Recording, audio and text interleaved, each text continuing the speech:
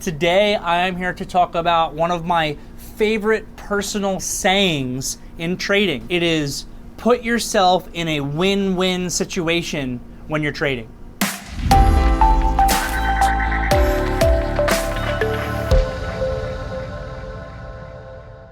A lot of us, especially retail traders, newer traders, actually put themselves into lose-lose situations when it comes to their trading or investing. What is a lose-lose situation? How do people put themselves into it? Well, if you buy a stock and that stock goes against you, and you didn't have an initial game plan for risk management, you didn't have a game plan on where you were going to take your loss if you were wrong, and now that trade is going against you, next thing you know, you're losing money and you're hoping.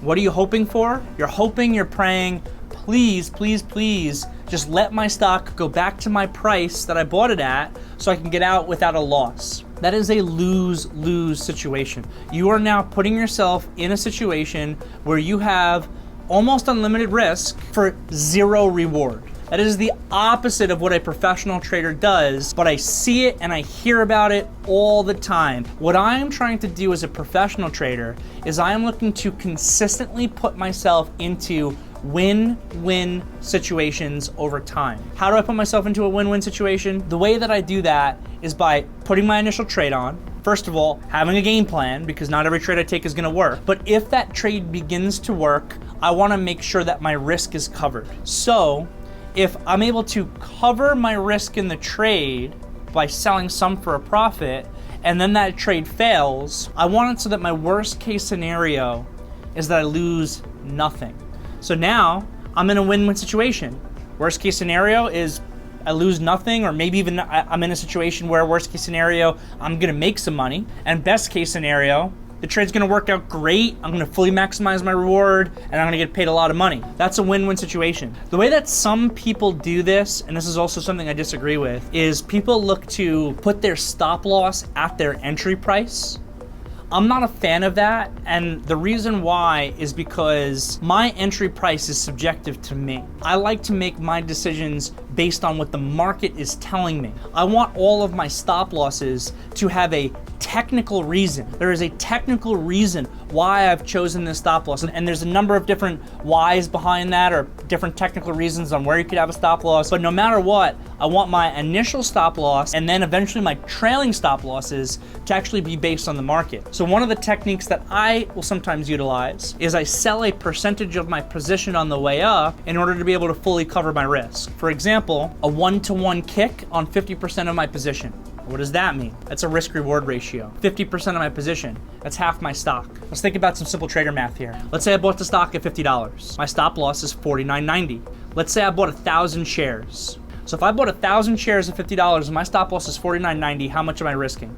Well, if my trade fails, I'm gonna lose $100. That's assuming no slippage on the trade, but let's keep it simple here.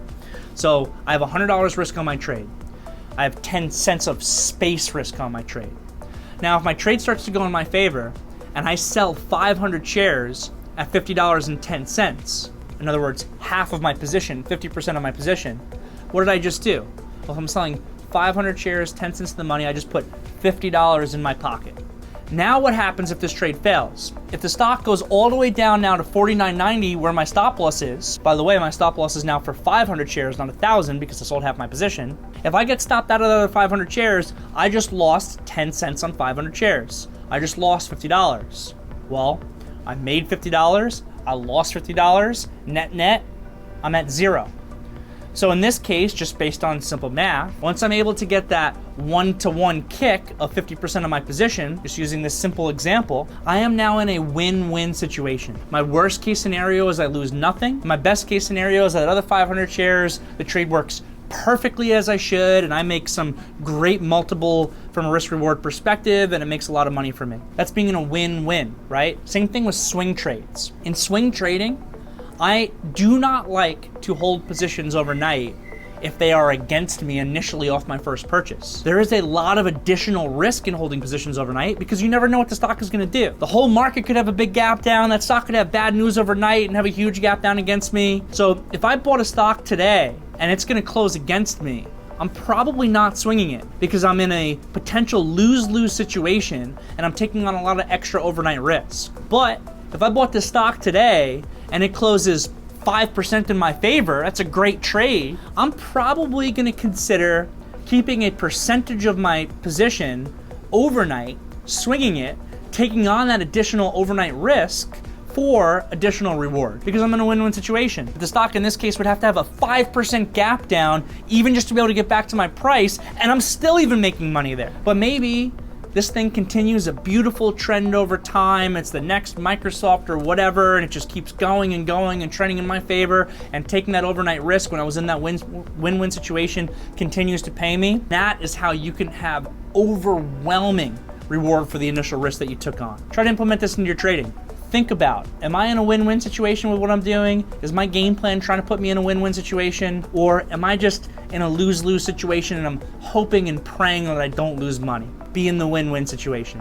Hit the like button, hit the subscribe button, hit the links in the description. Learn about how you can become a member of my team of professional traders in the ProDesk VTF, or how you can be a professional prop trader through the free ebook in the link in the description. See you guys next time.